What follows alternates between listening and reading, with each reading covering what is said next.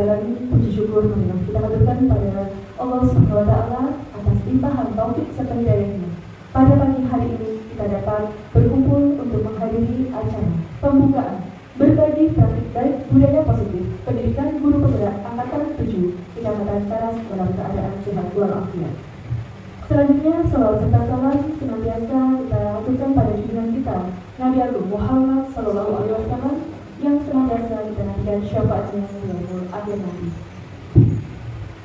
Selamat datang dan kami haturkan terima kasih kepada Bapak Ibu hadirin yang telah meluangkan waktunya pada pagi hari ini untuk menghadiri acara ini di tengah kesibukannya di sekolah, masih menyempatkan hadir untuk menghadiri acara ini.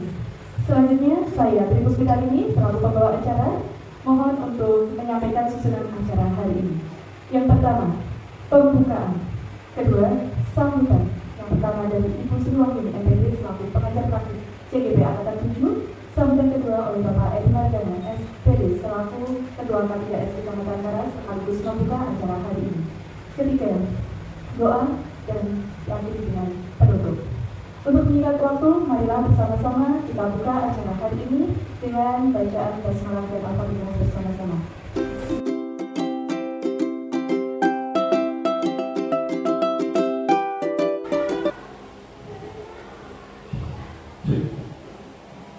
Bismillahirrahmanirrahim. Assalamualaikum warahmatullahi wabarakatuh. Waalaikumsalam.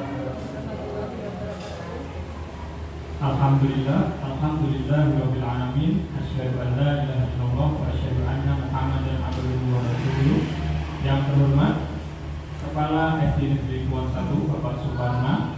Yang terhormat Bapak Ibu guru yang pada hari ini hadir dalam kegiatan berbagi praktik baik calon guru penggerak angkatan 7. Marilah pertama-tama kita panjatkan rasa syukur kita kehadirat Tuhan yang Maha Esa, Allah Subhanahu wa Ta'ala, yang telah memberikan banyak nikmat kita sehingga pada hari ini kita masih bisa berkumpul dalam keadaan yang sehat walafiat.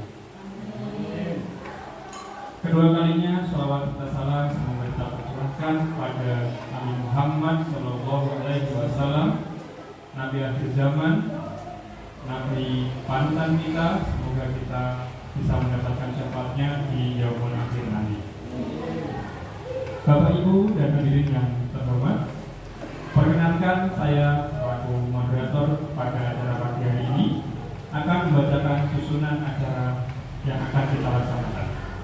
Acara pertama pembukaan, acara kedua pembacaan doa, acara ketiga sambutan, acara keempat penyampaian materi berbagi praktik baik, acara kelima sesi berbagi dan tanya jawab, dan acara keenam penutup.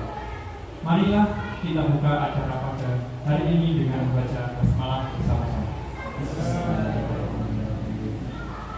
Berlanjut ke acara kedua, untuk memperlancar kegiatan pada hari ini, kita akan bersama-sama mendengarkan lantunan doa yang akan dibacakan atau disampaikan oleh Bapak Dwi Sutanso SPDI. Pada beliau kami persilakan.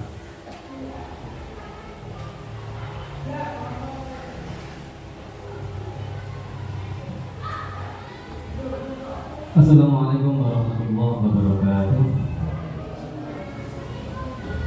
Mengharap ridho dari Allah Subhanahu wa Ta'ala, mari kita berdoa. Mudah-mudahan apa yang kita kerjakan pada hari ini senantiasa mendapat ridho dan keberkahannya, sehingga kita mendapatkan kemanfaatan dari apa yang kita kerjakan pada pagi hari ini. Malam hari ini Al-Fatihah. A'udzubillahi minasyaitonir rajim. Bismillahirrahmanirrahim. Alhamdulillahirabbil alamin arrahmanirrahim maliki yaumiddin. Iyyaka na'budu wa iyyaka nasta'in ihdinas siratal mustaqim siratal ladzina an'amta 'alaihim ghairil maghdubi 'alaihim waladdallin. Allahumma shalli wa sallim wa barik ala sayyidina Muhammad wa ala ali sayyidina Muhammad sayyidil anbiya'i wal mursalin bi rahmatika ya arhamar rahimin. Alhamdulillahirabbil alamin. Alhamdulillah fi ni'amihi wa bi mazidihi ya rabbana alhamdulillah. Allahumma shalli ala sayyidina Muhammad salatan tunjina biha min jami'i ahwali wal afat wa tatqilana biha jami'al hajat wa tutahhiruna biha min jami'i sayyi'at wa tarfa'una biha indaka 'ala darajat wa tuballighuna biha aqsal ghayat min jami'il khairati fil hayati hamadal mamat. Allahumma ighfir lana dzunubana wa liwalidina wa limasyikhina wa limasadatina wa lil muslimina wal muslimat wal mu'minina wal mu'minat al-ahya'i Muhammad. Rabbana zidna 'ilma warzuqna fahma. Rabbana atina fid dunya hasanah wa fil akhirati hasanah wa qina adzabannar. Subhana rabbika rabbil izzati amma yasifun wa salamun 'alal mursalin walhamdulillahi rabbil alamin. Segala kekurangan mohon maaf. Bila taufik wal hidayah. Assalamualaikum warahmatullahi wabarakatuh.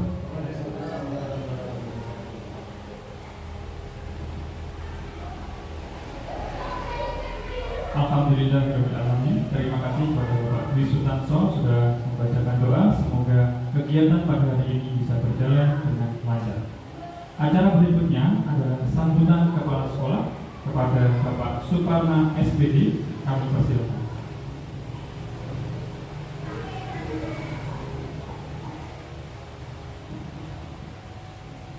Bismillahirrahmanirrahim. Assalamualaikum warahmatullahi wabarakatuh. Alhamdulillah wa syukurillah wa nikmatillah wa la quwwata illa billah. Asyhadu an la ilaha illallah wa asyhadu anna Muhammadan abduhu wa rasuluhu. Bapak Ibu calon guru penggerak yang saya hormati dan Bapak Ibu guru keluarga besar SDN 1 yang berbahagia. Puji syukur kehadirat Allah Rabbi pada kesempatan siang hari ini kita masih diperkenankan Allah untuk berkumpul di ruangan Masjid SDN 1 ini dalam rangka pengibasan penerapan budaya positif calon guru penggerak angkatan 7 Kabupaten Magetan dalam keadaan sehat walafiat. Salam juga salam. Itu sedikit yang saya sampaikan. Mohon maaf atas segala kekurangan dan selamat melaksanakan pengibasan. Dan Bapak Ibu silakan Ibu yang ini pasti bermanfaat. Saya langsung menyampaikan pasti bermanfaat. Entah mendapatkan langsung sekarang ataupun di lain waktu. Dan tidak ada yang tidak bermanfaat. Terima kasih. Waalaikumsalam. Bila timbul hidayah. Wassalamualaikum warahmatullahi wabarakatuh. Terima kasih pada Bapak Suparna SPD telah memberikan penguatan sekaligus motivasi kepada kita semua untuk terus bergerak menumbuhkan budaya positif di sekolah. Baik Bapak Ibu yang saya hormati, kita lanjut ke sesi berikutnya, yaitu penyampaian materi berbagi praktik baik budaya positif yang akan dilaksanakan atau disampaikan oleh Bapak Ilham Syaifuddin SPD. Itu kami akan mempersilahkan langsung kepada Pak Ilham untuk menyampaikan materinya.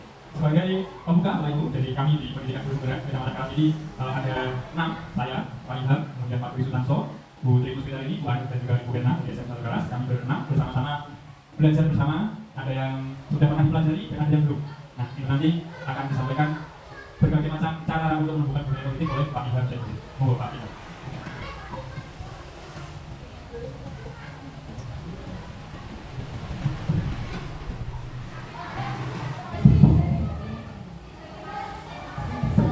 Bismillahirrahmanirrahim. Assalamualaikum warahmatullahi wabarakatuh. Salam bahagia dan sejahtera untuk kita semuanya, pada Bapak Ibu guru yang luar biasa sekali pada siang hari ini. Yang pertama saya ucapkan terima kasih yang sangat luar biasa kepada panjenengan semuanya, karena dengan tulus hati dan rela hati dengan kemurnian mau mengikuti kegiatan pagi menjelang siang ini, dan semoga acara ini nanti bisa berjalan sesuai dengan harapan kita. Dan juga disampaikan oleh beliau Bapak Kepala Sekolah, semoga ini bisa menjadikan manfaat buat diri kita, terutama buat murid-murid kita, karena semua pembelajaran yang ada ini fokusnya adalah pada murid, memerdekakan murid. Baik Bapak Ibu guru yang luar biasa, pada hari ini nanti kita akan belajar beberapa materi ya. Nah, ini nanti dalam beberapa menit ke depan kita akan mempelajari 6 materi. Yang pertama adalah disiplin positif dan nilai-nilai kebajikan universal. Apa itu disiplin positif dan nilai-nilai kebajikan universal? Kemudian yang kedua nanti akan kita teruskan dengan teori motivasi. Kemudian hukuman dan penghargaan serta restitusi. Itu adalah materi yang kedua yang akan kita pelajari. Kemudian diteruskan dengan keyakinan kelas. Yang keempat, kebutuhan dasar manusia dan dunia berkualitas. Yang kelima, 5 posisi kontrol yang harus dimiliki oleh seorang guru sebagai pendidik. Yang keenam terakhir adalah segitiga restitusi. Baik Bapak Ibu guru semuanya, mungkin supaya kegiatan pada hari ini bisa fokus ya, boleh mohon untuk berdiri semuanya sebentar, berdiri ya. Ya kita konsentrasi dulu, memusatkan konsentrasi dulu. Mungkin ini gerakannya mungkin cukup singkat. Kalau saya ke depan, tangannya ke depan, ke atas, ke samping, gitu ya. Coba bisa ke depan, ke atas, ke samping, bawah. Mudah kan? Pertanyaannya mudah. Nanti yang salah saya mohon sebagai apa ya, maju ke depan. Ada kegiatan lain nanti di depan ya. Siap ya? Siap semuanya? Siap? Baik. Angkat tangannya Bapak Ibu. Itu baru mulai angkatan. Oke, ya saya ulangi ke depan, atas, samping, bawah. Tangannya ke atas Bapak Ibu. Enggak, maaf saudara, belum konsentrasi. Oke, coba masuk ke depan. Oke, siap masuk ke depan. Coba nanti sama Mas Dwi masuk ke depan, monggo. Sama Mbak ini tadi masuk ke depan. Baik, kita mulai ya untuk pemanasan acara pada siang hari ini. Mbak Leli, ya Mbak Leli, kamu panjenengan maksudnya kasih sesuatu yang sangat berharga buat jenengan. Jenengan pegang sesuatu yang sangat berharga bagi jenengan ya. Nanti Mas Dwi sama Mbak ini akan mencoba merayu, bisa menghardik, bisa apapun yang mereka lakukan untuk itu lepas dari tangan panjenengan. Akan berusaha sekuat tenaga ya. Mas Dwi dan 1 menit Mas Dwi untuk waktu yang saya berikan untuk mengambil. Itu nggak boleh tahu ya, yang pokoknya dia cuma pengen tahu aja. Itu pokoknya sesuatu yang paling berharga dalam kehidupan panjenengan. Mas Dwi, saya kasih waktu 1 menit untuk merayu atau apapun itu. Yang penting itu bisa terbuka atau bisa mengasihkan barang itu ke jenengan. Nanti 1 menit juga tak kasih kepada Mbak Eni juga. Baik, silakan 1, 2, mulai.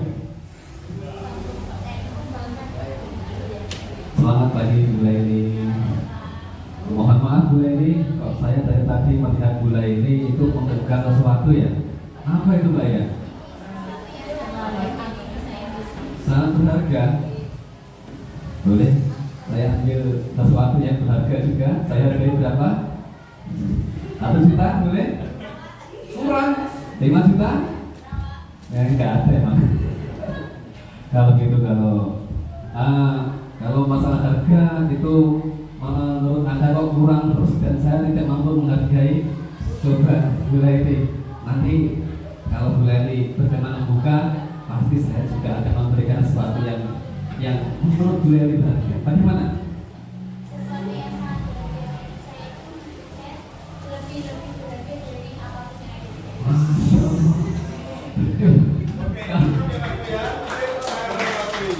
Bisa Mas Dwi? Nggak bisa. Oke, kita coba challenge yang kedua kepada Mbak Eni. Mau Mbak Eni? Oke, coba Mas Dwi gagal. Ya. Assalamualaikum Mbak Leli.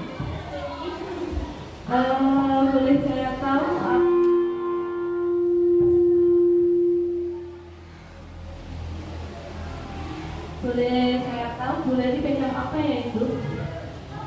sesuatu yang sangat berharga bagi saya dan orang lain tidak perlu tahu. Kalau seumpama nanti saya tukar dengan sesuatu yang saya punya juga berharga? Tidak, karena setiap orang ini memiliki sesuatu yang sangat berharga menurut dirinya sendiri-sendiri. Jadi hal itu tidak akan tertukar oleh sesuatu yang berharga dari orang lain. Kalau nanti misalnya sesuatu yang berharga itu bisa jadi milik saya yang boleh dia, nanti menjadi teman saya yang sangat berharga, boleh? Ya. Oke, tapi saya berarti yang ada ini nggak bisa. Oke, baik. yang meriah untuk para teman-teman kita yang masih berada. Terima kasih, boleh kembali ke tempatnya masing-masing. Demikian tadi Bapak Ibu telah kita saksikan bersama bahwa ternyata Mbak Raili ya tadi sebagai pemegang dia mempunyai barang berharga itu tetap kokoh pada pendirinya, tidak mau mengasihkan apa yang dia anggap penting bagi kehidupannya untuk dikasihkan orang. Walaupun tadi ada godaan dari Mas yang buang dengan rayuannya tadi, dia tidak tergoyahkan. Dan juga dari temannya juga Mbak Eni juga tidak bisa membuka kepala atau mengambil apa yang dipegang oleh Mbak Eni tadi. Ini menunjukkan apa Bapak Ibu semuanya, bahwa ternyata kontrol diri itu memegang peranan yang sangat penting untuk kita. Jadi yang menentukan kita, perbuatan kita, pikiran kita itu ternyata adalah diri kita masing-masing, bukan dari orang lain, bukan dari rayuan, bukan dari iming-iming penghargaan, bukan. Tapi ternyata apa? Itu yang memegang adalah kontrol diri. Nah ini ya Bapak Ibu yang nanti akan kita pegang teguh, yang akan kita kembangkan, yang akan kita kuatkan selama kita mempelajari materi yang 6 tadi. Itu yang mungkin sebagai pembuka. Baik Bapak Ibu, sebelum kita masuk materi yang pertama, ini ada pertanyaan. Pertanyaan ini boleh dijawab sekarang, tapi dalam hati aja. Nanti kalau pastinya semuanya menjawabnya setelah akhir. Ketika kita sudah menjelaskan semuanya, materi kita terima, nanti kita akan bisa menjawab. Oh, jawabannya gimana? Yang pertama adalah hukuman dapat mendisiplinkan anak. Pernyataan kamu mungkin dengan setuju atau tidak setuju, disimpan dulu ya. Pokoknya diangan-angan dulu aja. Yang kedua, memberikan hukuman dengan hal positif seperti membaca atau membersihkan halaman sekolah dapat meningkatkan disiplin anak. Itu yang kedua. Dan yang ketiga, memberi penghargaan dapat meningkatkan motivasi belajar anak. Ini 3 pertanyaan di awal ini yang nanti akan kita simpulkan di akhir dari pembelajaran penugasan praktek baik budaya positif modul 1.4 ini.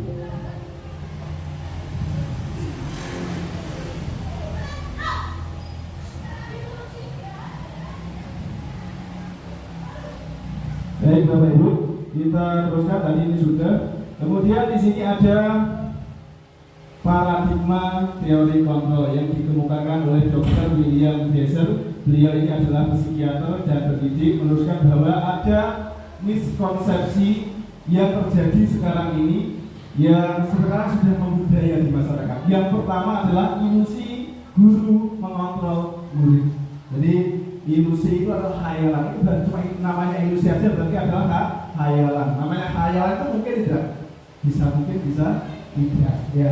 Ilusi guru dapat mengontrol murid. Yang kedua adalah angan-angannya seperti, tapi ternyata apa? Murid itu adalah orang pribadi, individu yang tidak bisa kita kontrol sesuai hati kita. Yang menentukan perbuatan itu yang murid itu kita, murid itu sendiri.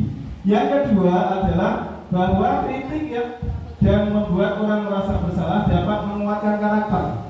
Ini juga terjadi, ini terutama pembelajaran buat saya sendiri. Saya sering sekali seperti ini. Jadi ini sedikit bercerita Bapak Ibu. Saya sering sekali, mungkin Pak Papa juga melihat kesehariannya sebagai kepala sekolah di atasan di sini. Kemudian teman-teman yang lain, nah ini juga saya sering membuat seperti. Tapi ternyata hal itu setelah saya mengikuti program guru penggerak ini, ternyata perbuatan ini tidak tepat atau tidak baik untuk anak seperti itu. Makanya alhamdulillah saya bisa mengikuti program guru penggerak ini yang akhirnya saya jadi tahu. Dan kalau saya tahu akhirnya saya kasih tahu kepada panjenengan semuanya supaya tidak meniru kekeliruan yang telah saya lakukan. Karena belajar itu bukan hanya dari diri, pengalaman diri, tapi juga bisa belajar dari pengalaman orang lain. Saya yang salah dengan belajar supaya tidak terjerumus di lubang yang sama. Kemudian ilusi bahwa semua penguatan positif efektif dan bermanfaat. Yang keempat, ilusi bahwa orang dewasa memilih hak untuk memaksa. Ini saya kira sudah punya anak semuanya, bapak-bapak dan ibu-ibu semuanya. Yang belum, semoga kita doakan segera punya anak. Amin. Baik, ini kita sebagai orang dewasa di rumah mesti mempunyai anak. Jadi mungkin ya terjadi dalam pikiran kita bisa mengontrol anak-anak kita. Apapun itu pokoknya kuasa kita, karena itu adalah anak saya yang ngasih makan, yang mengusahakan makan itu adalah saya, yang memberikan baju mencukupkan semuanya saya berarti benar dong memaksa untuk anak saya, tapi ternyata dalam teori kontrol yang dikemukakan oleh Dr. William Jaser itu semuanya tidak benar. Dari 4 ilusi yang dikemukakan oleh Dr. William Jaser. Baik, Bapak Ibu semuanya, kita lanjutkan. Nah ini, jadi selama ini kita mungkin harus merubah paradigma. Tadi sudah disampaikan di awal oleh Bapak Kepala Sekolah. Beliau ternyata juga sudah lulus mengikuti program guru gerak, dan saya yakin pengalaman beliau sudah sangat luar biasa sekali. Ya, tepuk tangan buat Bapak Kepala yang luar biasa. Baik, tadi sudah disebutkan perubahan paradigma. Jadi kita harus merubah paradigma yang di situ. Realitas ya. Jadi manusia itu kebutuhannya, kalau menurut stimulus respon itu adalah kebutuhan kita sama. Setiap manusia mempunyai kebutuhan yang sama. Tapi menurut teori kontrol adalah, atau teori pilihan itu adalah, pada realitasnya kebutuhan manusia itu berbeda. Ya. Terus semua orang melihat yang sama kita melihat dari jendela misalkan. Mbak Leli melihat dari jendela, Mas Bayu mungkin nanti melihat dari, kita beri kesempatan yang sama, kita berikan tempat yang sama, tapi ternyata apa? Yang dilihatnya adalah berbeda. Jadi setiap orang itu mempunyai apa? Gambaran yang berbeda-beda. Itu harus mulai dirubah dari paradigma stimulus respon menuju teori kontrol dan seterusnya Bapak Ibu. Jadi bisa dibaca nanti, kalau ingin materinya bisa saya share. Ya.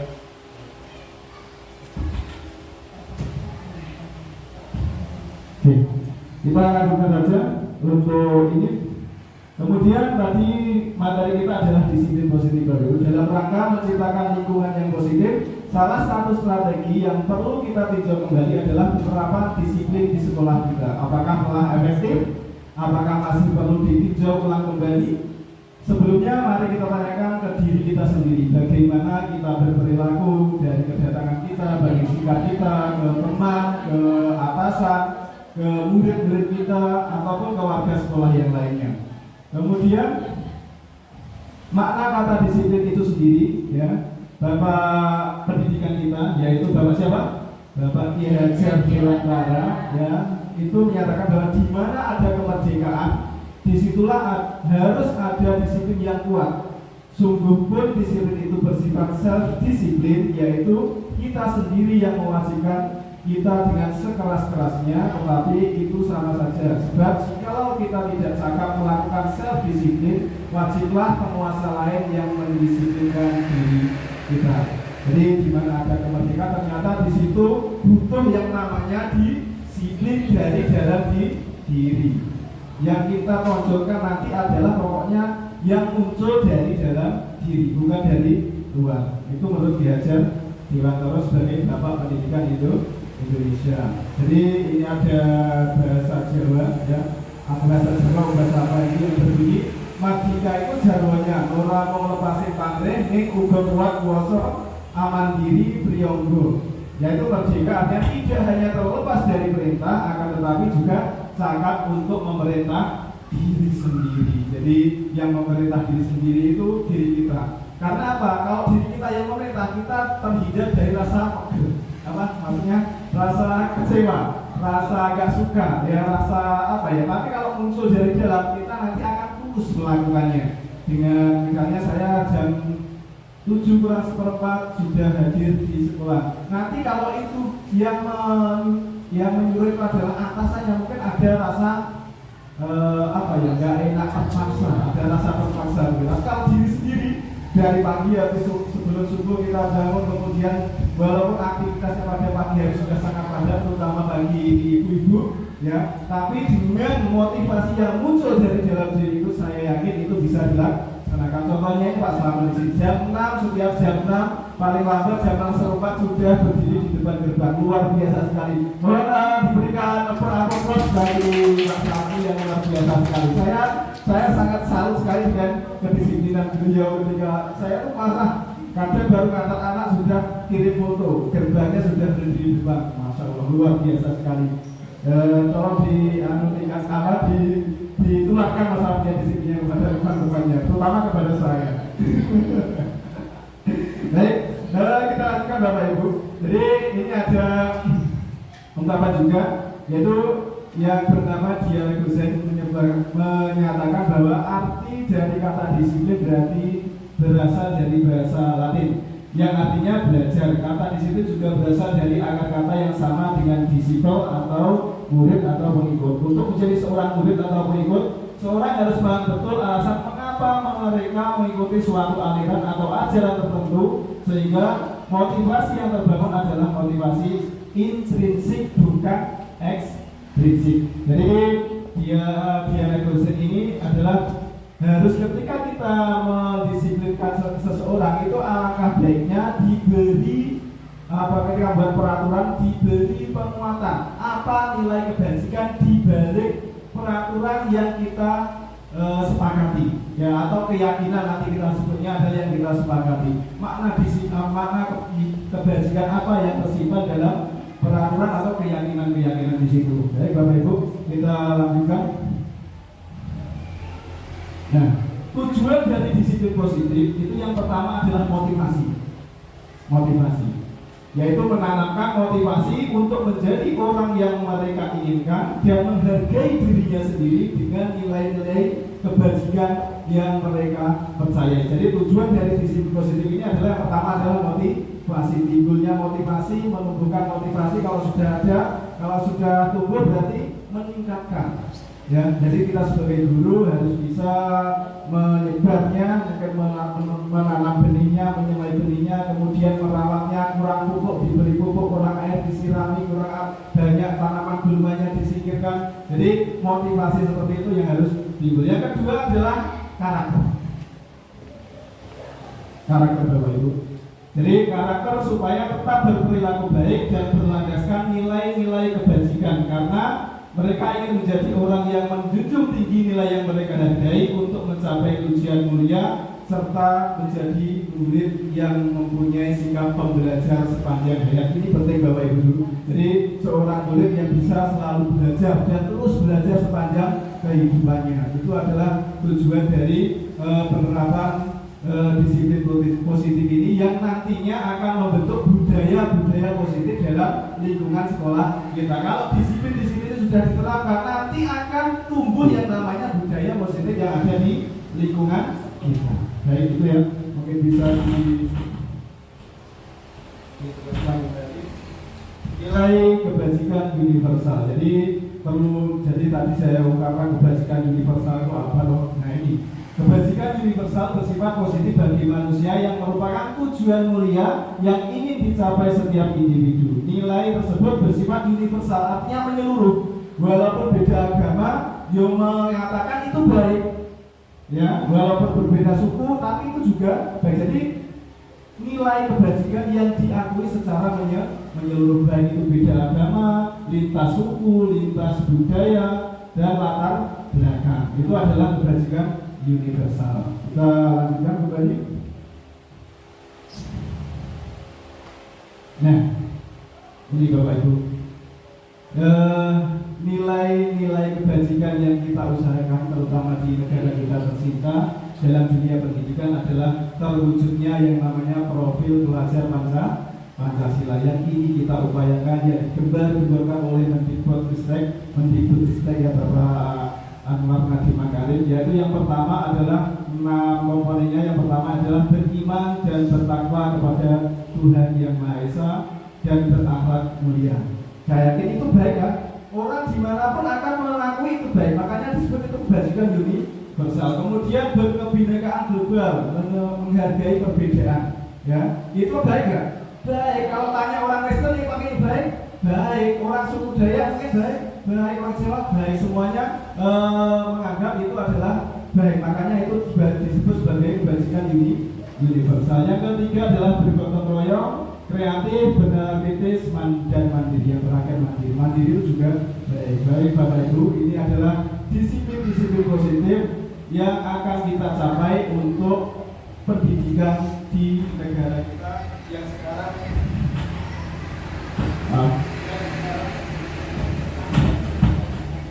sekarang diusahakan oleh pemerintah dan dunia pendidikan di Indonesia. Itu Bapak Ibu untuk disiplin positif dan kebajikan universal. Jadi sudah sangat jelas ya, bisa dipahami apa itu disiplin positif dan kebajikan universal. Kemudian nanti kita akan langsung ke materi yang kedua.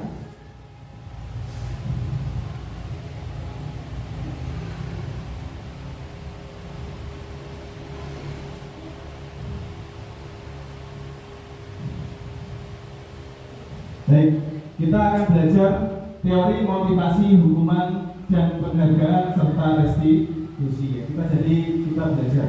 Mungkin selama ini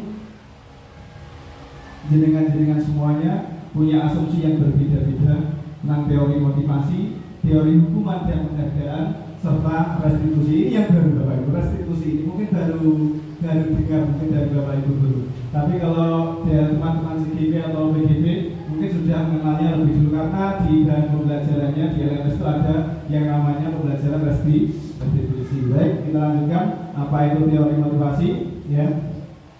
Diana Gosen dalam bukunya Restructuring School Discipline menyatakan ada 3 motivasi perilaku manusia yang mendasari manusia untuk berperilaku. Yang pertama adalah untuk menghindari ketidaknyamanan atau hukuman. Betul ya? Iya, pernah merasa seperti itu. Kalau pernah berarti jenengan masih dalam tahap yang mula, masih awal itu ya. Tepuk tangan untuk kita.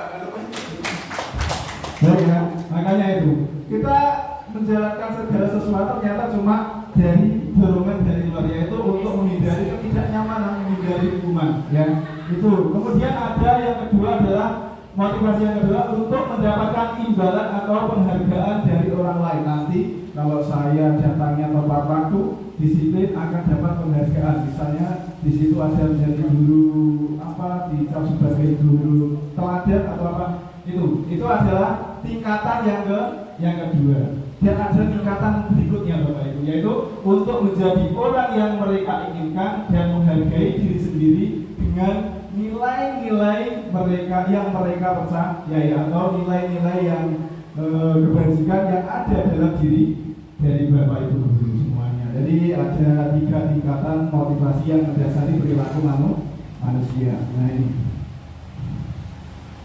tadi sudah saya jelaskan, yaitu ini adalah tingkatan terendah dari motivasi perilaku. Kon ini kok adalah hormat di seneni karo Pak Slamet, atau seneni karo Pak Bayu.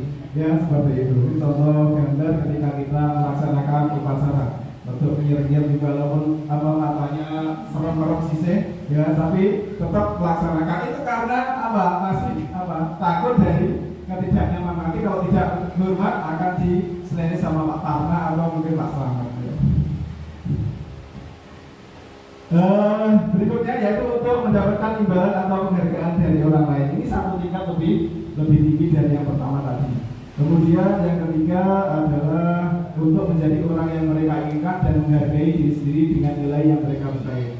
Orang dengan motivasi ini akan bertanya, akan menjadi orang yang seperti apa apabila saya melakukannya. Mereka melakukan sesuatu karena nilai-nilai yang mereka yakini dan hargai, dan mereka melakukannya karena mereka ingin menjadi orang yang melakukan nilai-nilai yang mereka yakini tersebut.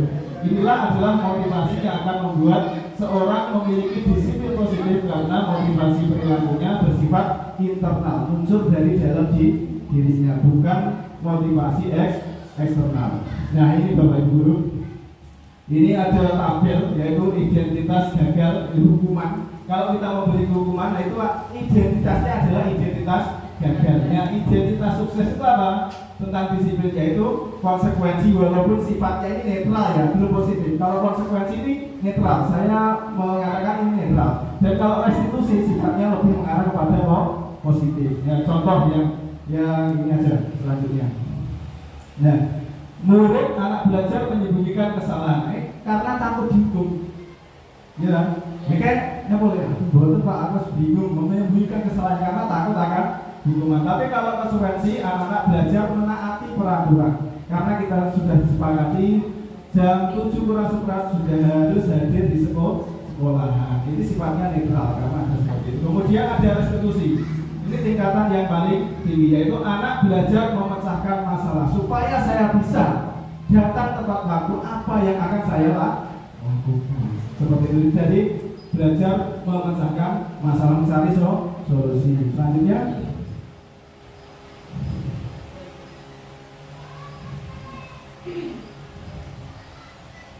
nah ini tentang penghargaan Bapak Ibu, hukuman dan penghargaan tadi. Nah ternyata mungkin selama ini penghargaan itu kita anggap baik ya. Hafal surat ini biasa lah ya. Siapa yang hafal? Nah, saya Pak Guru ada duit, boleh kamu ambil semuanya di sakunya. Seperti itu.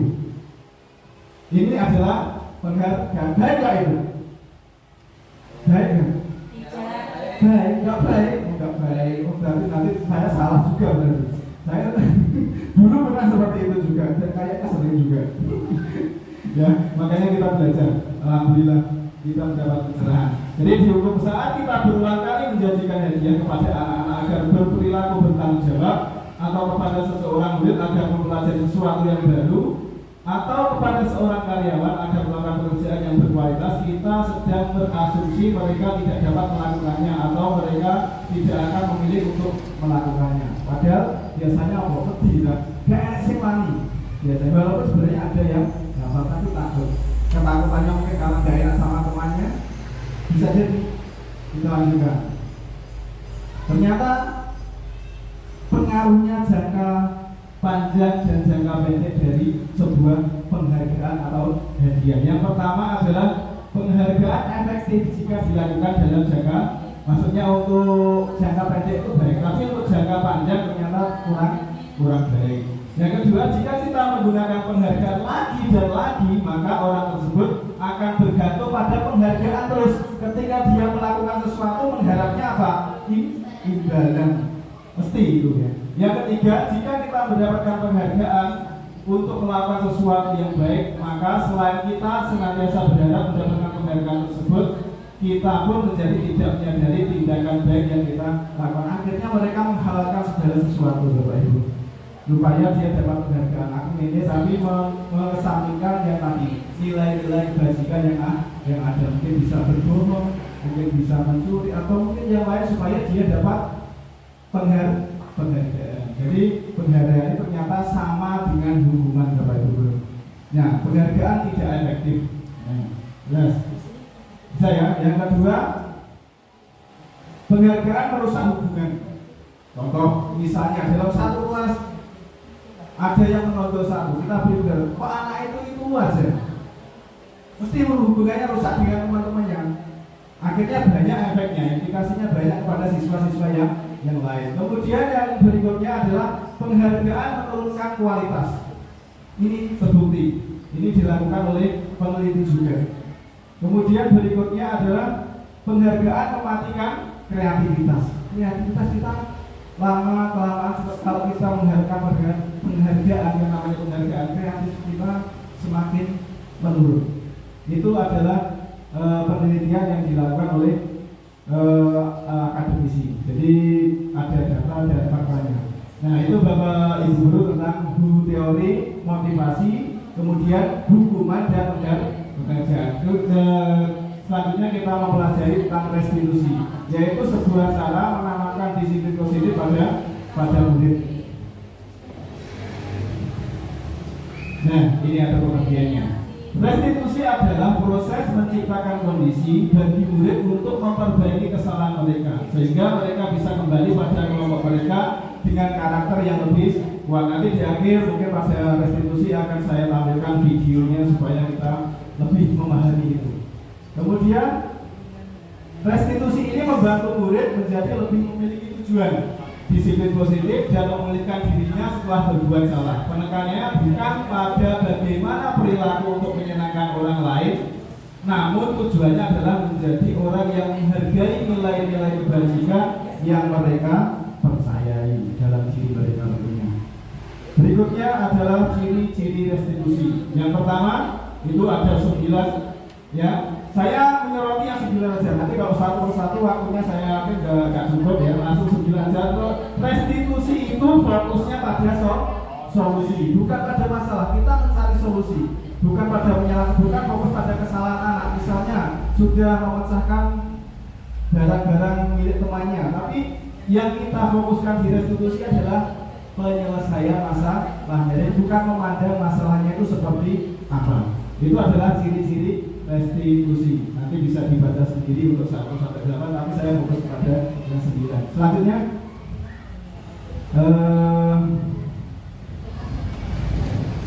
Oke. Bapak Ibu, dari ada 2 materi sudah kita lalui. Saya mohon kita ada kuis. Tadi malam saya sudah membuat kahut Bapak Ibu. Kalau di buka HP-nya Oke. Kalau gitu sampai diusahakan, saya tak cerita Bapak Ibu. Boleh ya cerita sedikit. Nah, ini saya cuplik dari cerita orang lain, tapi namanya nanti maaf kalau menggunakan nama Bapak Ibu. Ya. Ini ada 4 orang anak. 4 orang anak ini suka main bola. Sukanya main bola. Dia sore hari bermain bola sampai lupa waktu sampai azan maghrib. Ada 4 anak ini, namanya yang pertama adalah Bayu, yang kedua adalah Tanso, yang ketiga adalah Udin, yang keempat adalah Selamat. Ada 4 orang anak. Nah, karena waktunya petir angin, dia tetap bermain bola di lapangan sampai lupa waktu tadi. Yang namanya Selamat ini pokoknya udah nanti tak antar semuanya ke rumah masing-masing. Nah, si Selamat ini. Nah, ketika mengantar Mas Bayu tadi, si Bayu tadi ke rumahnya, ternyata di depan rumah ibunya sudah bawa sapu. Jadi aku masuk langsung di sampuri. Ya apa ya, ada yang mulai hujan-hujan duduk-duduk kayak ini kok mulai disamping. Jadi Selamat tadi untuk detik wong ya. Syukur. Nah, yang 2 nanti Tanso dan Udin tak antar juga ke rumah Tanso. Ternyata ibunya juga begitu, membawa sapu juga. Begitu masuk dipukuli juga karena hujanan lupa waktu. Nah, tinggal si Udin ini diantar sama Selamat ini. Selamat mengatakan ternyata bukan ibunya, bapaknya malah membawa kemonceng. Tahu kemonceng ya? Sulak itu. Begitu masuk dipukuli. Akhirnya Selamat syukur ya. Nah, Selamat juga bingung. Nek aku podo kanca-kancaku niku, podo Bayu, Tanso karo Udin mau, ya. Nah, akhirnya apa? Si Selamat ini rada gede, lewat pintu belakang. Dia tahu ibunya sudah menunggu di depan, tapi tidak bawa apa-apa. Di depan itu menunggu dia lewat pintu belakang. Kemudian mengendap-endap, ternyata ibunya tahu. Mas Selamat sudah sempat mandi, ibu sudah masakan air hangat. Silakan mandi. Nah, setelah mandi, Selamat tadi kita udah mulai bisa. Baik, ceritanya diikat saja ya, nanti kita lanjutkan. Ada pertanyaan sebenarnya.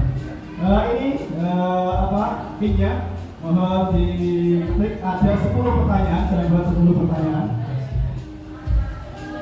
Sudah, silakan dimasukkan pinnya. Ada Leli sudah masuk, Mbak Leli. Ayo Mbak Leli silakan masuk. Kahut IT. Oke.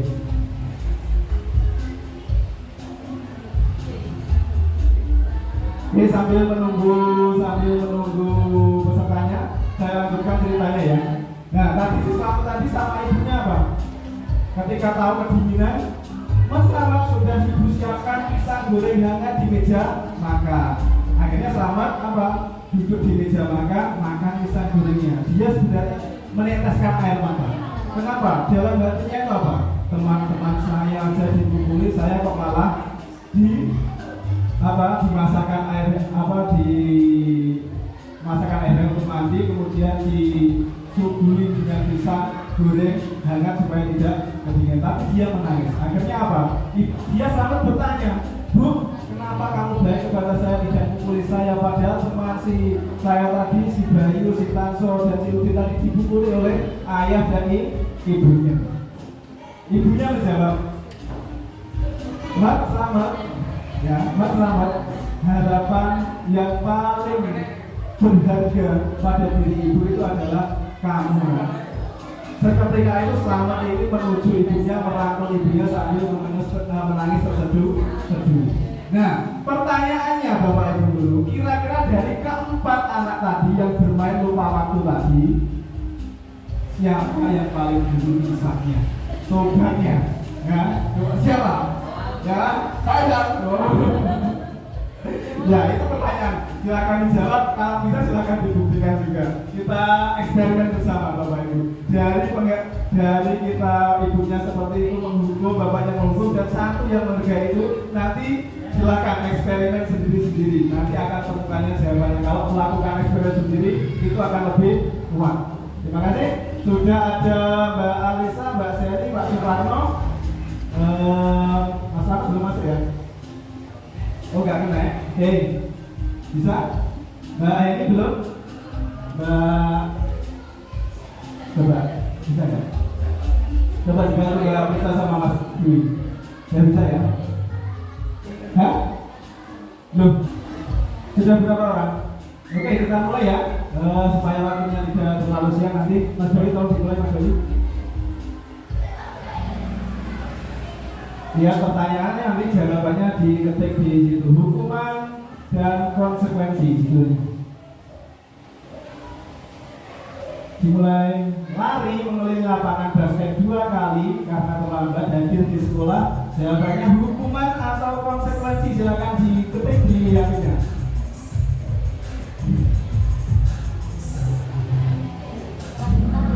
Wah, betul semuanya.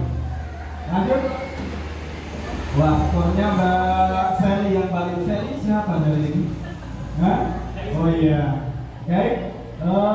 Yang kedua, motivasi yang datangnya dari luar seseorang merupakan motivasi apa? Ya, dan ada intrinsik, ekstrinsik, respon. Nah, waktunya tak bersebutan masalah. Oke. Oh, Mbak Ana, menyalip ini perolehan. Lanjut Mas. Ini kira-kira ada 10 pertanyaan Bapak Ibu dulu.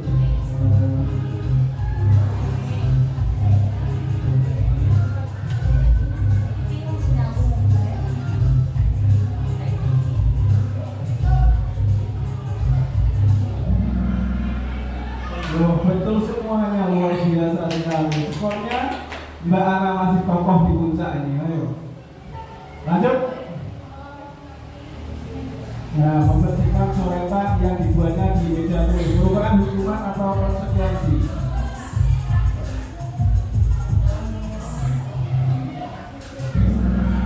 Wah, luar biasa, betul semuanya. Siapa? Masih tetap Mbak Ana. Mbak Ana itu apa ya? Oh, luar biasa sekali. Untuk menjadi seorang yang mereka inginkan dan menghargai diri sendiri dengan nilai yang mereka percaya, itu adalah apa? Bagian dari apa? Sulit ya? Kita coba aja. Oh, luar biasa. Ada mewakili satu yang gitu. Wis. Ini tepuk tangan ini untuk Mbak ini. Lanjut Mas. Untuk mendapatkan imbalan dan penghargaan dari orang lain. Nah, motivasi apa? Tentang motivasinya. Oke, masih ada satu yang salah.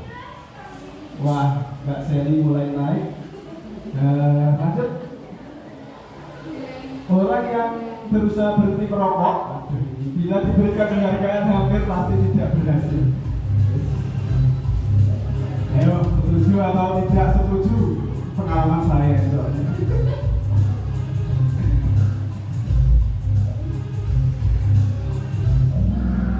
Oke, ada satu.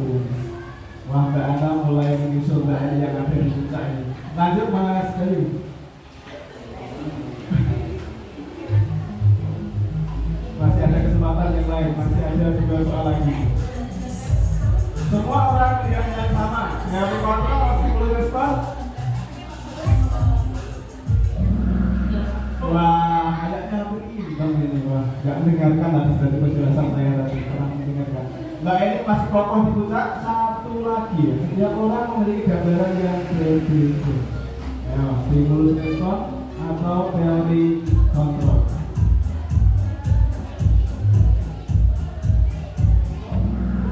Oke, satu orang yang salah. Kita lihat skornya Mas, siapa?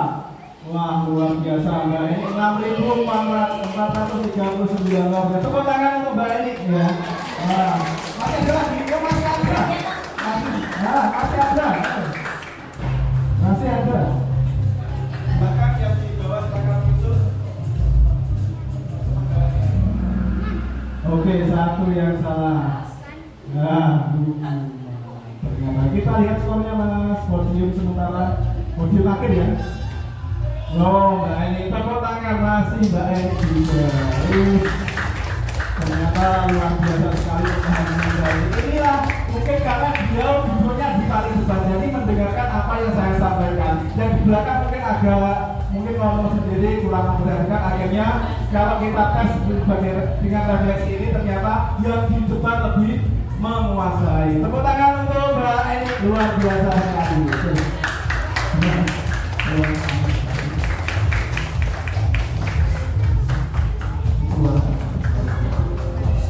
Ya, silakan keluar, gak apa-apa. Kemudian yang ketiga kita akan belajar tentang keyakinan kelas. Jadi tidak mengenai ya, tadi ada permainan tadi, ada game ya tentang pemahaman kita, dan nanti untuk selanjutnya insya Allah juga ada lagi. Nah, makanya tolong disimak dan diperhatikan. Oke, kita lanjut ke materi yang ketiga yaitu keyakinan kelas. Baik, ini adalah gambarnya Mbak Leli dan suami ya.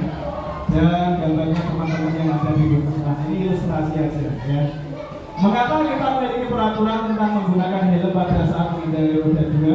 Ya. Yang berikutnya, mengapa kita memiliki peraturan tentang penggunaan masker dan mencuci tangan setiap saat?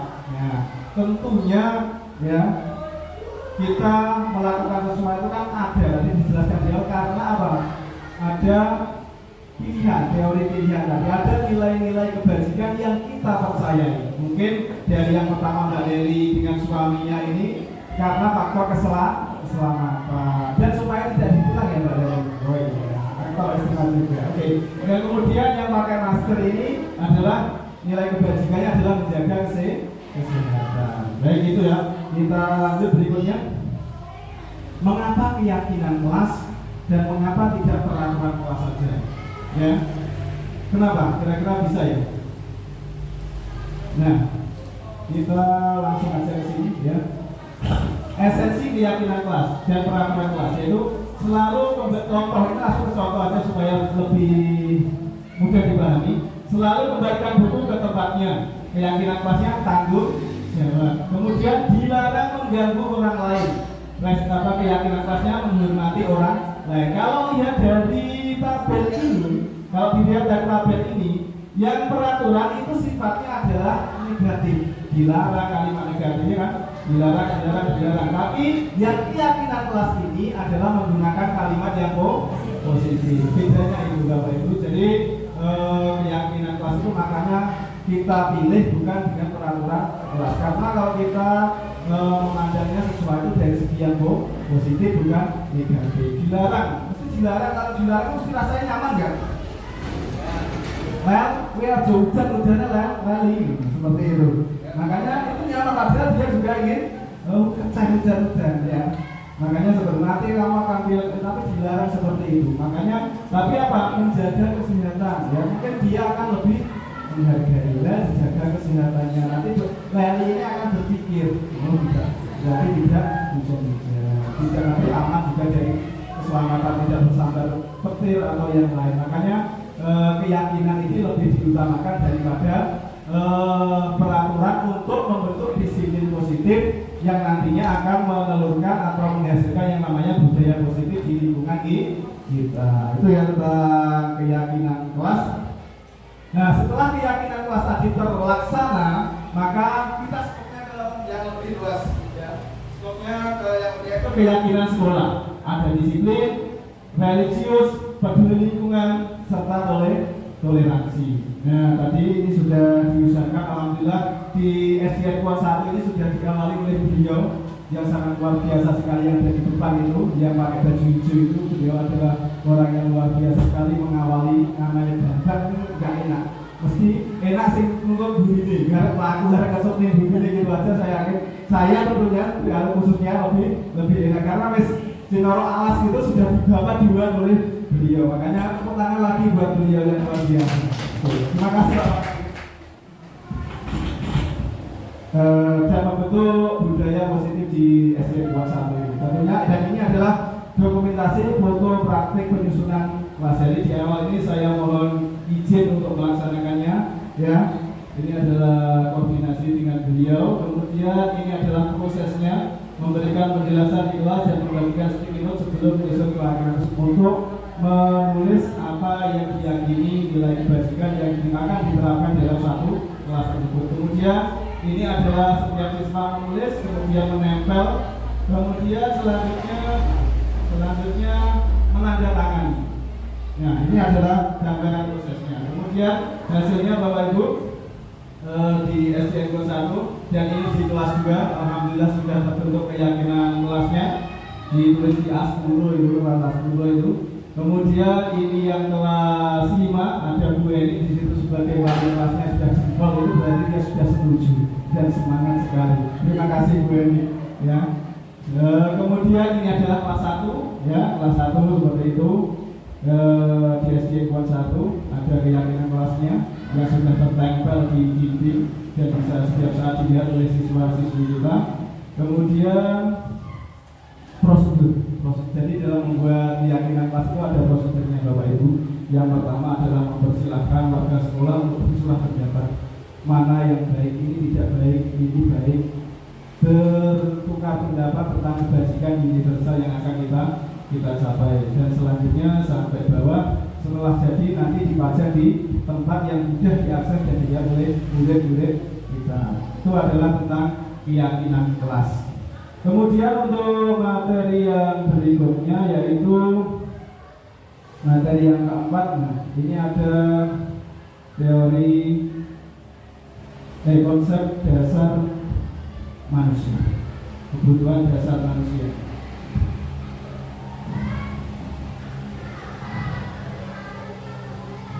Yang pertama, jadi manusia itu mesti mempunyai kebutuhan dasar Bapak Ibu. Yang pertama adalah kebutuhan bertahan hidup dan kebutuhan yaitu kebutuhan bertahan hidup ya, survival. Ini adalah fisiologis sebenarnya. Jadi makan, minum, kemudian pakaian, tempat tinggal, ini adalah kebutuhan yang sifatnya fisiologis. Ya, kemudian yang kedua adalah kasih sayang dan rasa diterima. Kita butuh disayangi ya. Kalau kita tidak disayangi gimana? Ya, gimana kalau kita tidak disayangi? Karena misalnya tidak disayangi oleh keluarganya, itu apa yang terjadi? Wow, mesti. Ya. Kemudian yang ketiga adalah penguasaan. Jadi kita itu butuh yang namanya penguasaan. Manusia, setiap manusia butuh yang namanya penguasaan. Ya, minimal yang penguasaan dalam dirinya sendiri. Ya, tidak terkontrol orang lain. Itu ciri-ciri adalah manusia yang merdeka, bebas memilih pilihannya, tapi selama tidak melanggar nilai-nilai universal atau nilai kebajikan yang ada di sekitarnya. Kemudian yang keempat adalah kebebasan. Orang butuh bebas kan? Bebas, butuh bebas ya. Kemudian bebas mengeksplor kemampuannya, bebas berkreasi. Kalau orang ditekan saja, otomatis akan mematikan atau menurunkan daya kreativitas atau kemampuan orang tersebut. Yang kelima adalah kesenangan. Baik Bapak Ibu guru yang luar biasa, bagaimana Bapak Ibu sekarang sudah berbeda dari kelima kebutuhan dasar tadi ya, yaitu selanjutnya tak bukakan LMS ya. LMS kebutuhan dasar dalam dunia akhir. Baik, ini pertanyaannya kalau disimak. Ini tentang kebutuhan dasar, langsung ke saya melakukan refleksi untuk kebutuhan dasar ini. Bimo seorang anak TKB selalu berlari keluar kelas menuju jalan raya di depan sekolahnya yang ramai dengan kendaraan. Tingkahnya membuat guru Bu Ani bingung dan seringkali lari mengejarnya. Ada beberapa kemungkinan jawaban yang diberikan Bimo.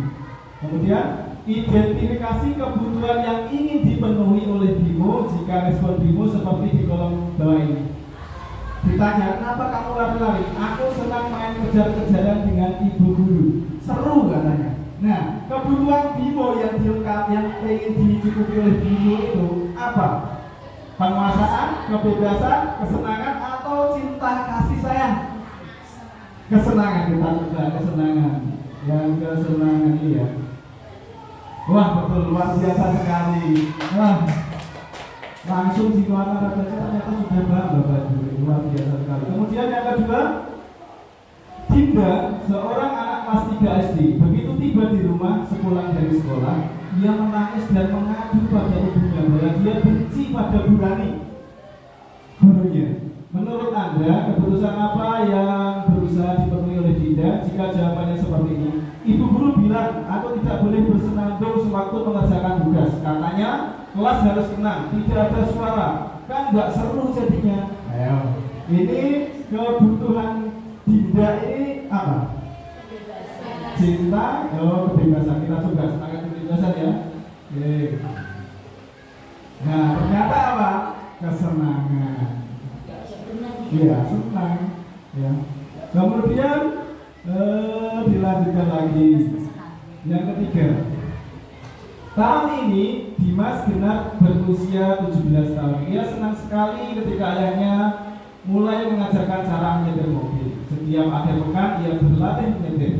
Ia terlihat senang sekali berlatih sampai akhirnya ia bisa menyetir mobil dengan baik dan lancar. Ketika ibunya bertanya pada Dimas, apa yang membuat dia ingin bisa menyetir mobil? Ketika jawaban Dimas adalah seperti ini, kebutuhan apa yang ingin dia penuhi? Menyetir mobil itu seru. Ya. Oke. Ada cinta kasih sayang, kebebasan, penguasaan dan kesenangan. Ayo yang mana? Ayo. Mbak ini, ayo. Yang di depan biasanya lebih akurat. Ayo. Kesenangan ya. Coba. Oke, betul sekali. Kemudian, nah, sudah ya. Kita lanjut ke, saya kira tidak itu cukup untuk memberikan penguatan pemahaman kita.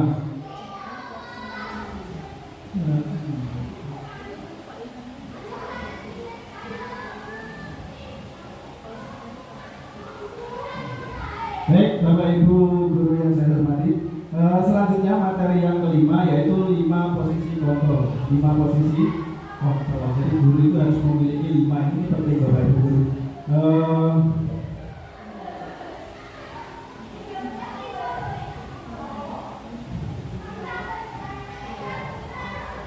Jadi 5 posisi kontrol.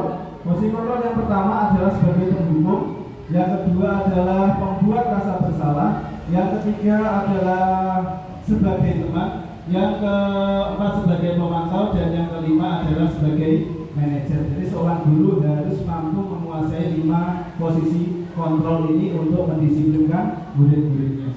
Pendukung, pembuat rasa bersalah, sebagai teman, sebagai pemantau, sebagai manajer. Sebagai penghukum, biasanya nada suaranya tinggi, bahasa tubuh, mata melotot, jari menunjuk-nunjuk maupun membentak-bentak atau menghakimi. Ini siapa? Mbak Eni ini kok senyum-senyum, sepertinya dia sebagai seorang penghukum ini. Yang tersenyum-senyum itu biasanya tersindir dalam dirinya. Apakah betul? Kemudian yang kedua adalah membuat rasa bersalah. Jadi ini cenderung suaranya lebih lembut dan membuat perasaan tidak nyaman pada pelaku yang bersalah itu. Jadi dia akan merasa akhirnya membuat rasa bersalah itu akan merasa mengecewakan orang-orang yang menyayanginya, yang mensupportnya seperti itu. Kemudian yang ketiga adalah sebagai teman. Sebagai teman ini nada suaranya ramah, akrab dan bersanda, bahasa tubuh merapat pada murid, mata dan senyum jenaka. Ini positif ya? Positif, tapi dalam jangka pendek Bapak Ibu. Tapi untuk jangka panjangnya ya, dia akan tergantung pada ketika ada masalah selalu mengandalkan gurunya. Orang bisa memecahkan masalah dalam yang dihadapi dalam kehidupannya. Terus yang berikutnya adalah posisi pemantau Bapak Ibu.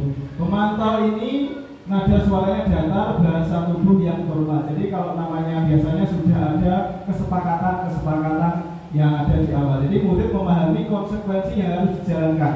Misalnya datang terlambat, nanti sudah ada konsekuensinya, harus nanti setelah jam selesai menambah menitnya, yang ditinggalkannya seperti itu. Jadi ini adalah pemantau. Dan yang terakhir adalah sebagai manajer.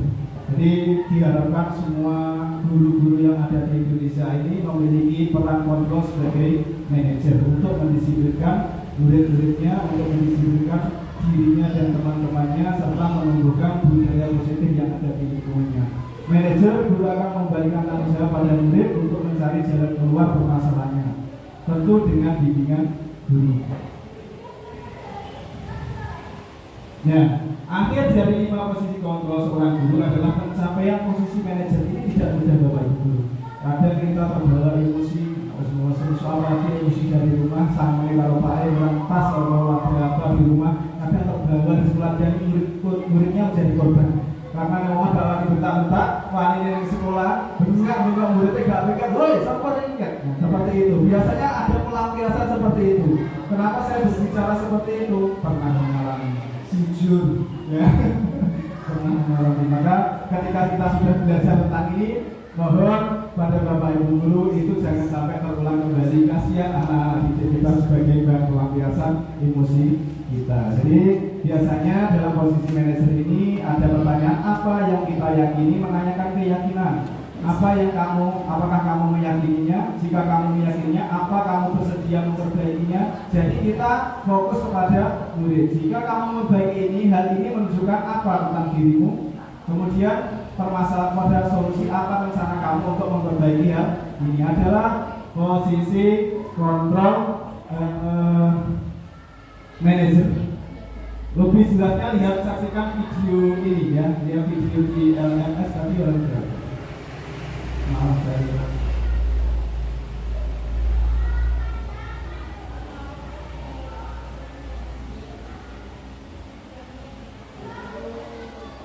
Lima posisi halaman 40.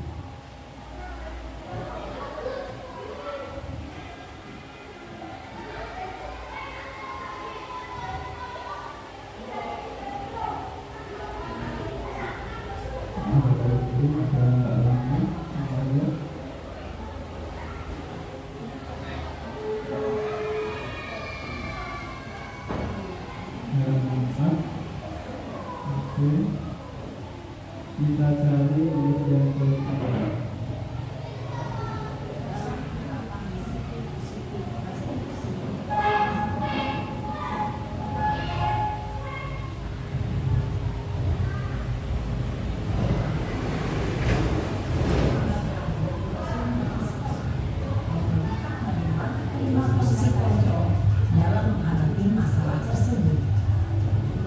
Nah ini Bapak Ibu ilustrasi posisi sebagai penghukum.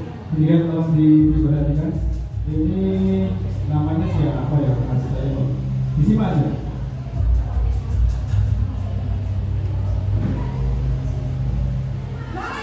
Oh iya, Naren, Mas Naren.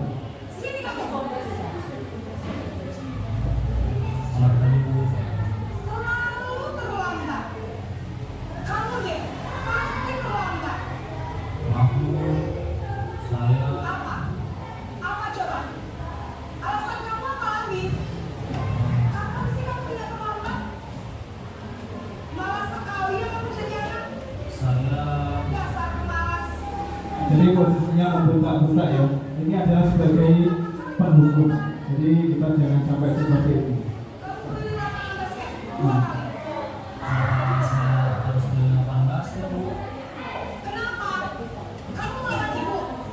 Berani-beraninya jawab. Sudah terlambat, masih berani jawab pula.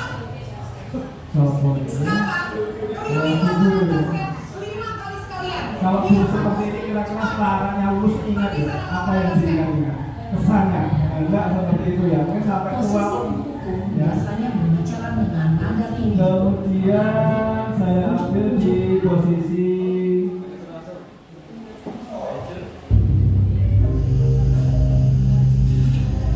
langsung manajer ya.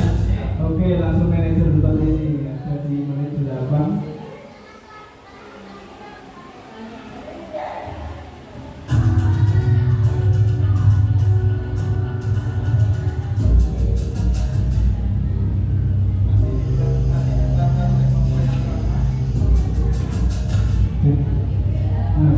Masih digunakan nama yang sama. Ini mesti waduh diceluk lalu sama gurunya sih. Selamat pagi Naren. Maaf Bu, saya terlambat. Iya, sekolah masuknya jam 7, sekarang sudah jam 7.20. Jadi sekarang bagaimana ini, Karen? Maaf Bu, saya lupa setelah alarm saya semalam. Baiklah, menurut kamu, keyakinan sekolah yang mana yang perlu kamu tingkatkan? Menghargai diri sendiri dan orang lain mungkin ya Bu. Nah, ini menanyakan keyakinan yang Jadi, apakah dimiliki oleh kalian meyakini siswa. prinsip saling menghormati tersebut? Iya Bu, saya meyakininya. Apakah kalian bersedia memperbaiki masalah keterlambatan ini? Bersedia Bu. Bagaimana kamu memperbaiki masalah keterlambatan ini? Solusi. Saya akan coba untuk tidak lupa menyetel alarm saya Bu. Baik, kalau kalian lupa menyetel alarm di rumah, ada orang yang kira-kira bisa bantu mengingatkan tidak? Ada Bu, kakak saya, Ini Kak Emma. Ada lagi selain Kak Emma? Selain Kak Emma, ada ibu saya. Baik, jadi yang mengingatkan Aren adalah Kak Emma dan ibu kamu ya.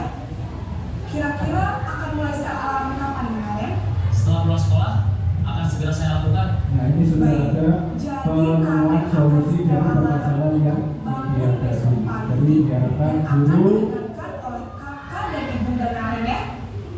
Ada lagi yang mungkin perlu dilakukan Aren agar tidak terlambat bangun lagi. Tidak ada Bu. Baik Aren, terima kasih untuk kerjasama kamu. jadi mengerjakan yang namanya kerjasama antara guru dan murid. Itu. Posisi manajer adalah Kemudian untuk materi yang terakhir tadi adalah segitiga distribusi.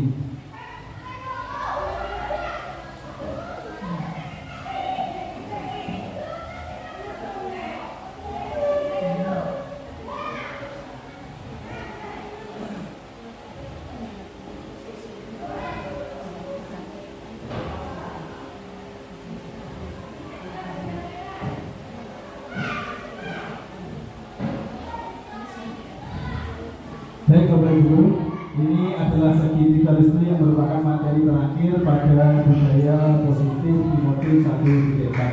Segitiga restitusi, ya. Sebuah cara menanamkan disiplin positif pada murid, yaitu proses menciptakan kondisi bagi murid untuk memperbaiki kesalahan mereka sehingga mereka bisa kembali pada kelompok mereka dengan karakter yang lebih kuat. Jadi contohkan seperti itu dalam kasusnya Maren tadi. Kemudian ciri-ciri restitusi tadi ada di materi yang kedua tadi, itu ada 9 cirinya. Yang 9 adalah restitusi fokus pada solusi.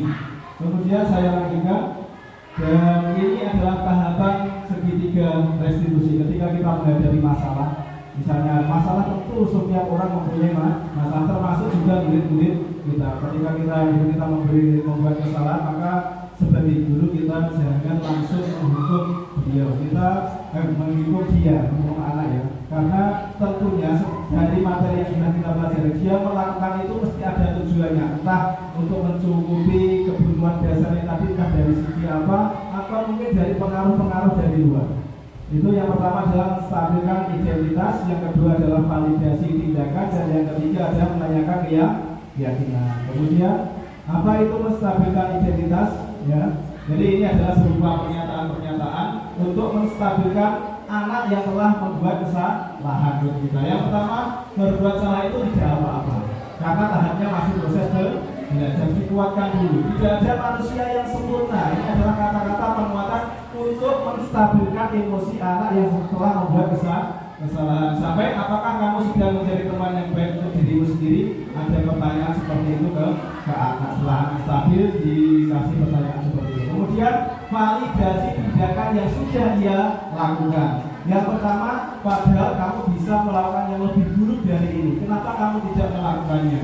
Nah, kamu mesti punya alasan untuk melakukan hal seperti ini. Ini adalah validasi tindakan, dan sampai akhirnya kamu boleh mempertahankan sikap itu, tapi kamu harus menambahkan sikap yang baru, tentunya yang berfokus pada kebajikan universal. Yang ketiga adalah menanyakan keyakinan. Tahapan yang ketiga adalah apa yang kita percaya tadi buat keyakinan. Jadi makanya setiap kelas tadi harus ada yang namanya keyakinan kelas. Keyakinan itu bisa dipahami oleh semua warga sekolah supaya bisa dilaksanakan secara optimal. Kemudian apa nilai umum yang kita telah sepakati? Tadi menanyakan juga, kamu mau jadi orang seperti apa? Terakhir itu. Baik, masih ada waktu. Saya pengen 1 jam setengah, kemudian nanti takutnya saya editnya dikit. Sebenarnya video ini yang saya buat kemarin pada waktu saya masih sakit tuh, saya diantar sama Mas Dwi ke sini sambil tahan sakit, senyumnya pun masih dibuat-buat, kayaknya seperti itu. Sebentar aja mungkin. Oke, sebentar aja kita.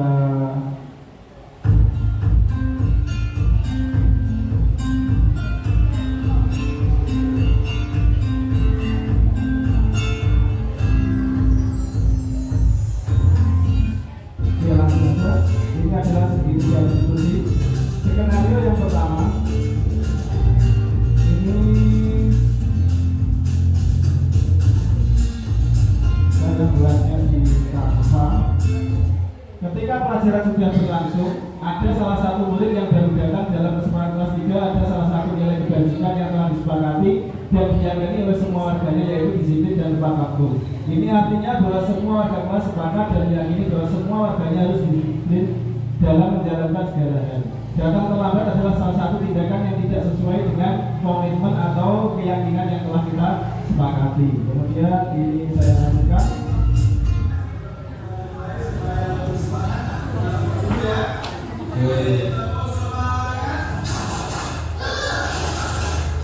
Ini membangkitkan semangat sebelum pembelajaran, dan tadi ini perlu kita laksanakan supaya anak bersemangat dalam metode.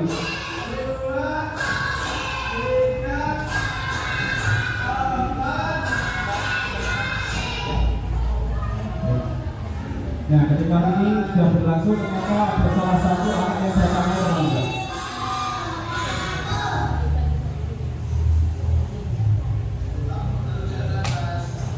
Ini di leher saya, maaf, masih ada bekas dan gelap ya. Ini sambil menahan rasa sakit sebenarnya. Nah, tadi itu langsung, nggak langsung kita hakimi ketika datang. Kita persilakan. Ya. Jadi ketika kita sudah kita panggil sendiri, bukan di hadapan teman-temannya.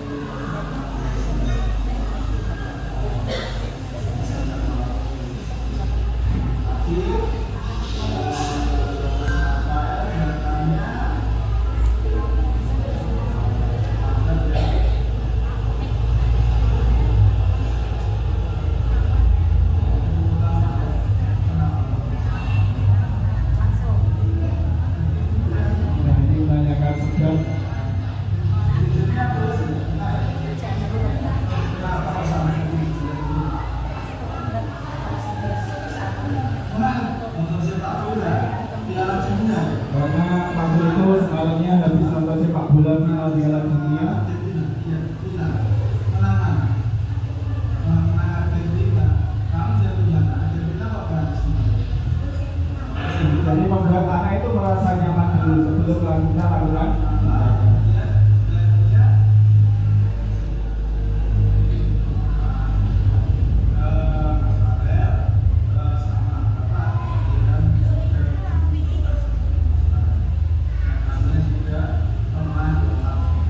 Nah, ini memberikan penekanan bahwa nggak apa-apa melakukan kesalahan. Semua orang pasti melakukan kesalahan. Ini adalah tahapan revolusi.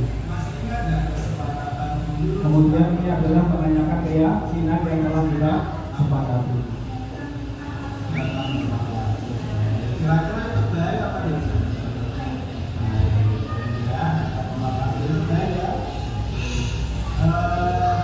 Itu supaya tidak terlambat lagi apa ya?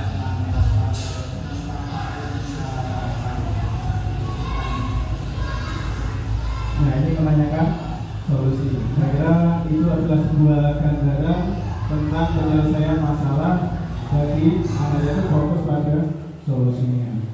Baik Bapak Ibu guru yang sangat luar biasa sekali, tiba saatnya kita membuat kesimpulan ya. Kalau kita kembali ke tanya tadi, ada 3 pertanyaan tadi, tentunya sudah bisa menjawab ya, baik atau tidak, setuju atau tidak dari 3 pertanyaan yang saya tuliskan di awal tadi. Jadi budaya positif bisa dikatakan sebagai implementasi penerapan kebiasaan yang dilakukan masyarakat dalam keseharian sehingga memberikan dampak baik bagi kehidupan yang lainnya. Ini kesimpulannya. Kemudian sebagai penutup, semoga melalui budaya positif dengan mengubah paradigma tadi dari stimulus respon menuju teori kontrol ya, merubah paradigma, kemudian kita mempelajari konsep disiplin dan motivasi, keyakinan kelas, memahami 5 kebutuhan dasar manusia, memahami 5 posisi kontrol dan segitiga restitusi yang telah kita pelajari, akan dapat mewujudkan peserta didik yang memiliki karakter dengan tanpa membunuh karakter anak, karena anak itu mempunyai karakternya masing-masing. Baik Bapak Ibu, terima kasih. Dan ini sebuah kata penutup, tetaplah mencoba meskipun itu tak menjamin 100% berhasil. Tetaplah mencoba walaupun itu tak menjamin 100% berhasil, namun memilih untuk tidak mencoba adalah jaminan untuk gagal sudah pasti. Makanya kata yang terakhir ini saya pasang di sini sebagai semoga kita dalam mencoba hal-hal yang baru, apalagi dalam proses pembelajaran menuju yang lebih baik lagi. Mungkin itu dari saya, kurang lebihnya mohon maaf. Terima kasih atas perhatiannya. Maaf jika ada kesalahan atau menyinggung dari Bapak Ibu semuanya. Itu semuanya adalah maksud untuk memahamkan materi ini supaya bisa dipahami dan diserap dengan baik. Tapi maaf saya menyebut masalah dan yang lainnya tadi dengan jangkar istilahnya. Tapi maksud saya adalah untuk memberikan pemahaman yang lebih mendalam kepada kita semuanya tentang budaya positif yang harus kita tanamkan atau kita wujudkan di sekolah, lingkungan tempat kerja kita masing-masing. Terima kasih Bapak Ibu Guru. Assalamualaikum warahmatullahi wabarakatuh.